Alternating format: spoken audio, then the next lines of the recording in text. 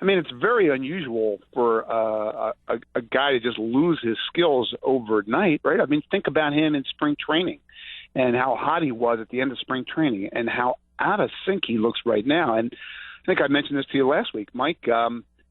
You just didn't see signs that his skills had eroded to that degree, and it wouldn't happen in 2 weeks, would it? So I don't know what's up, but it's certainly something that is a concern because, you know, they haven't been able to trade him because he wouldn't go. Now that he's thinking about it and they're thinking about it, he might not be tradable. Right out of the Phillies scrapbook, wouldn't it? It sure would. And you know, Utley's a guy who, for the most part, has been steady the last couple of years. But, you know, he was going from a guy who was hitting 25 to 30 home runs down to the teens. And you're wondering if you're now seeing the next drop-off from the teens to a guy who's hitting in the tens or something. And that would be a big drop-off for the money that he is still owed. And that's why we asked, are teams going to say, you know what? That's a lot of money to pay for a guy who right now isn't displaying that he is near the same player that he was. Well, right, exactly. And, you know, I've maintained now for several years that he plays too much. He'd be a better player if he played less. And I'll just tell you about a conversation I had with the Pirates people this spring. They're maybe the most thoughtful team in baseball, right? They're always looking for ways to utilize information and trends in all sports. And I was in a group of guys talking to Clint Hurdle, their manager, and one of them asked a really innocent question about whether he wanted to rest Andrew McCutchen more this season. Andrew McCutchen, of course, significantly younger than Chase. And he started talking about an article that he read about the Golden State Warriors and how their players are playing less, but they're playing better. And so when I actually started poking around about this, turned out it's not like he read this on ESPN.com. They actually started studying all the great teams in all sports to look for trends. And, you know, the Warriors have made a determination that players play better when they're better rested. And, you know, this is a memo the Phillies never got. You know, going back to the Charlie Manuel years, their best players have played way too much. And especially when those guys start to get to this age, it's really time to think about how much Chase Utley should be playing. Jayson Stark's with us, ESPN.com senior baseball writer. How about Cole Hamels? Is it getting to the point now where he may be knocking on some doors and saying, hey, any news up here? Anything new for me? Because he obviously looks frustrated, and it seems that each week that we have a discussion, it will be closer and closer. But is there any sign that he is ready and wants to get out of there sooner before later? Well, it's written all over his face. And even though he's been very careful in everything that he said since that interview with USA Today, I think it's safe to say that's what he really felt, and everything that you've read so far is just spin, or since then is just spin. And, you know, it's a combination of things, Mike. I mean, one is he has led after one inning all season. And so he never gets himself in a situation where they get him a lead and he can then control a game and close out a game. Never gets that chance. So that's a really difficult way to pitch. Then you look around the field at the guys playing behind him. Think about the defense that used to be played behind him back in the glory years versus what it looks like now. I mean, that game he pitched the other night, you know, that's a game unlike anything anybody's seen in any town for 40 years. There hadn't been a game where a team scored 6 runs but only had 1 RBI since the 75 Mets. Wow. And then Cole Hamels is pitching in this sort of situation. Now, he committed one of the errors, so some of this is him, but that's a big part of it. And then the other part of it is I mentioned this last week, he just hasn't been as good. He can't get his fastball down. He can't command it down the zone. Every home run he's allowed has been off the fastball. The slugging percentage against his fastball this year is over 700. It's 750. And so, you know, it's just been the imperfect storm of all these circumstances, and he's just wearing that frustration every time he goes out there. Jayson Stark is driven by Team Nissan here on the Sports Bash 97.3 ESPN, the spot where the checkered flag drops on Delsey Drives. All right, Jay, Papelbon last night, it was almost as if the Phillies went to Comcast and said, hey, can we remake this guy's image? Can you sit him down and let us put him in this chair? And he's going to say something really appropriate here because I thought he came off pretty good last night, if you ask me. He says, I want to continue to be here if it's going to work, but yeah, I'll be disappointed. But it at least made him not sound like he was such a bad guy or such a problem. So any thought that Papelbon now could be a name that is more prevalent?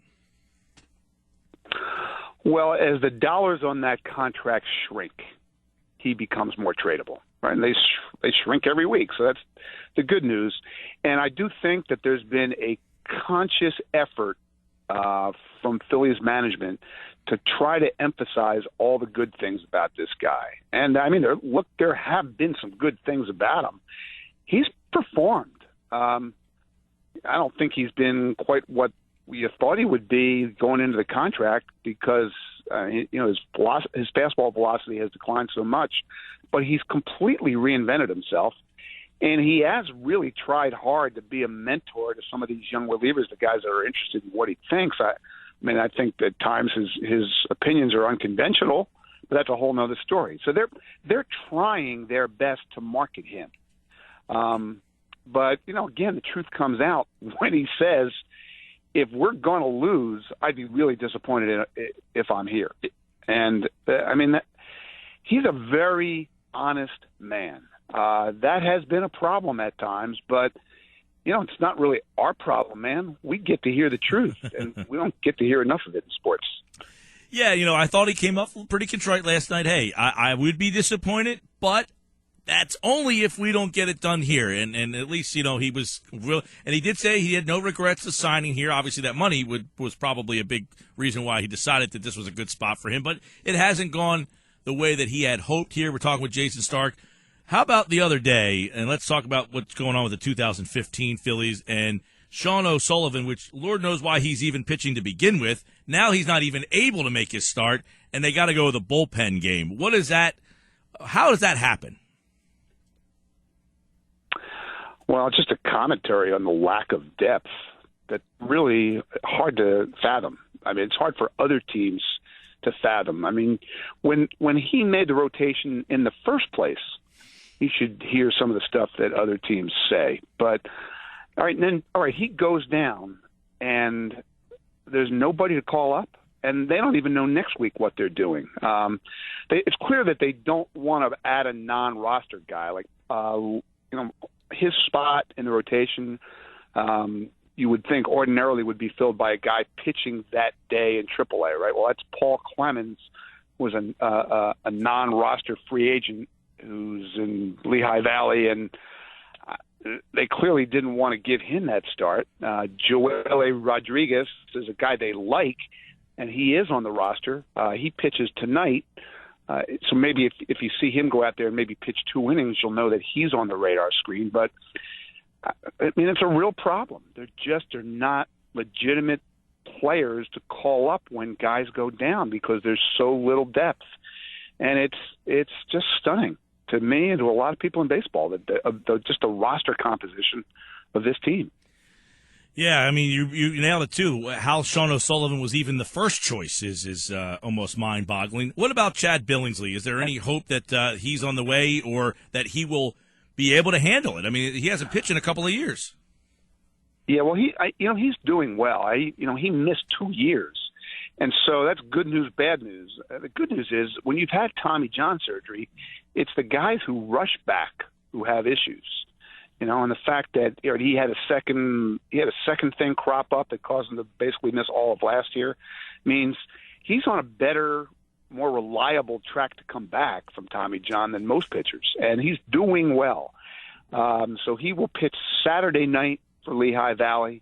He should pitch the end of next week, and then would be on track to come back and pitch in Philadelphia in about 2 weeks. So you should watch for that because then you'll at least have a legitimate major league starter. But it's like they've acted like the games in between don't count. And I guess in some ways they don't really count because we know where this team's headed, and it's not to the playoffs. Not anytime soon. But let's talk about some of the guys who could be part of that. Odubel Herrera, Ashy, Galvis, a couple young players, some bright spots so far. What are we seeing from them in the early stages of the season? Well, Freddie Galvis has really remade his swing. He took to heart the Larry Boa advice. Here's how I did it. I used a bigger bat. I shortened my stroke. And, you're seeing that. Freddie Galvis, for everything you might say about him and his history as an offensive player, it's obvious he has great baseball instincts. And so you're seeing him now use them on the offensive side of things. His stroke is much shorter, and he's leading this team in hitting. You never would have seen that coming, right? And then Odubel Herrera, look, the defense obviously is a work in progress. He's played so little center field that every once in a while you get routes like you saw the other night. It kind of reminded me of those minor league games you go to where they spin people around and blindfold them, and then they try to walk a straight line. That was pretty crazy route. But as an offensive player, this guy's really talented, and he's got a chance. There's a chance he could be the one guy standing from this roster when they're good. He's young and he's hard to defend. He can hit. And then Cody Ashley's done a really good job of remaking his approach too. I had somebody say to me, he reminds me more of Chase Utley right now than Chase does, and I think that's true. Jay, Franco's obviously tearing it up down there. Howard really struggling. I know we've talked before, they don't want to embarrass him, but at what point do you say, look, this kid just can't be blocked anymore, we got to do something? Is that close or not as close as we maybe hope? Mike, I'll be honest, I don't have any indication that it's close. Now, something that's interesting is that, his date to become a 10-5 man, meaning 10 years in the big leagues, at least 5 of them with one team, that's going to arrive in the next week or so. And after that date goes by, he could then veto any deal. Now, in some ways, again, like I said with Chase, it's a moot point because they don't have any deals. But after that date goes by, he controls what they do with him. And, more likely that unless he were to really pick it up, that this is going to end with Ryan Howard getting released. And I don't know if that's going to happen next week or next month or next year or 10 years from now. Look, he's a great dude. You want to see him do well, but he's up there swinging really, it's all arms. There's no legs. There's no back leg in that home run swing. And so he got one up in the air and it went out the other night, but I don't know. Do you see it turning around? They're praying it does. But we've been hearing the same talk and the same wrestling with his future going on for a long time now, going back to the middle of last year.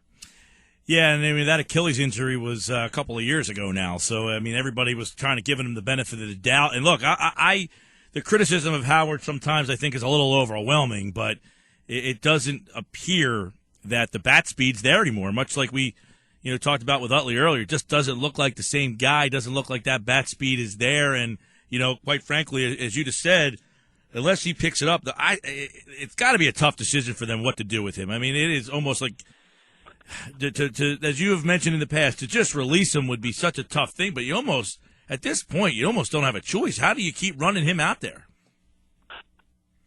Sorry for him. Yeah. I really do. I like him a lot personally, and he really has. He's been the same person from reaching the major leagues to being an MVP to hitting 58 home runs to what he's gone through the last 4 years. I've had people in the organization say they couldn't believe the demeanor that he walked in the door with this spring, considering all that had happened. How they tried to trade him, and the general manager said publicly that they'd be better off without him, and all the stuff that went on with his family. And he's still the same guy. I give him a lot of credit for that, but he is not the same player. And so what do you do? It's one of those years that's really not leading anywhere anyway. So I guess it's a situation where there's not that much to lose. to hang on to him, see if he gets it going, and see if maybe you could put him in a better place, and it's not so embarrassing for everybody. But you're just not seeing signs of it. The power's not there. Ball in the air. Every ball he hits is to the right side. Look at his spray chart sometime. And he's the easiest guy to defend in the big leagues. The shift is made to order for him because he can't hit a ball the other way on the ground. And, I was doing a session with our people at ESPN in the last few days where they were trying to teach me how to use some of these information systems that we have in place now. And, so you go to Ryan Howard's heat map, which shows, the areas in the strike zone where he hits the ball. And when he has a good average in a certain zone, that's painted in red. Well, there was no red on his heat map. It was a cold map. Like the whole term didn't apply. It was tough to watch. It is, and I really feel for both these guys to some extent, Utley included, because that guy has really given it his all, and you're just watching it really deteriorate. It's almost sad to see what is happening to this team. And you turn it around, you look at the Mets, who were on the bottom and were getting laughed at by Phillies fans, and now it's reversed. Are the Mets sustainable right now? 13-3, Jay. Are the Philly fans going to have to take it now? Are the Mets the real deal? Well, they're not going to win 150 in a row. I'm pretty sure that. They look like no matter what happens, they're going to win, right? That's kind of the ambiance they've got about them right now. They're not really this good. If you look at their raw numbers, it's pretty clear that they're not this good. But there's a couple things that you look at and you realize why this is happening. One is they're and when I saw them early in the year, it really hammered home to me that when you look at pitching, and you look at baseball and you try to analyze, right, who's going to win tonight, you always want to pick the team with the best pitching, right, on any given night. And most nights, they win the pitching matchup. They're outperforming the Nationals rotation right now. Better ERA, more strikeouts, fewer walks. They're pitching great. So that is going to continue unless they get hurt, and they have tremendous pitching depth coming. So they can survive some stuff with their pitching staff. The other comment that you hear about them is, well, look who they've been playing. The one good team they played was the Nationals, and they played them at a time when half the Nationals lineup was out. And then other than that, they played the Phillies and the Braves and the Marlins, and those teams haven't been very good. But I'm going to point it out the other side of that equation. All those teams are in their division. They're going to play the Phillies, the Braves, and the Marlins 19 times each. That's 57 games this year. So if they can beat up on those teams, they're in great shape. And then the other thing, too, is think of the margin for error. An 11-game winning, if they just go 74-70 the rest of the way, wow, that's 90 wins, and they're a playoff team. So right now, you look at them, that's one of your wild card teams. Yeah, it looks like they're they turned it around. And another team that's surprising a little bit is the Braves, Jay. You look at what the Phillies are now, where the Braves looked like they were going. When you look at the two organizations, how has Atlanta done it differently than what Philadelphia decided to do? It's really interesting to look at, Mike, because these are both two teams that decided to hit the reset button. And the Braves have done it completely the opposite of the Phillies. John Hart walked in there and replaced Frank Renwright. They changed general managers, and he had no emotional attachment to the guys on the field. And he's just done what he needed to do. He's made 10 major trades since the end of last season. 10. And so, look, they know they're not going to be a playoff team this year, but you can see they have pitching. And now they've gone from one of the 5 worst farm systems in baseball to one of the 5 or 6 best.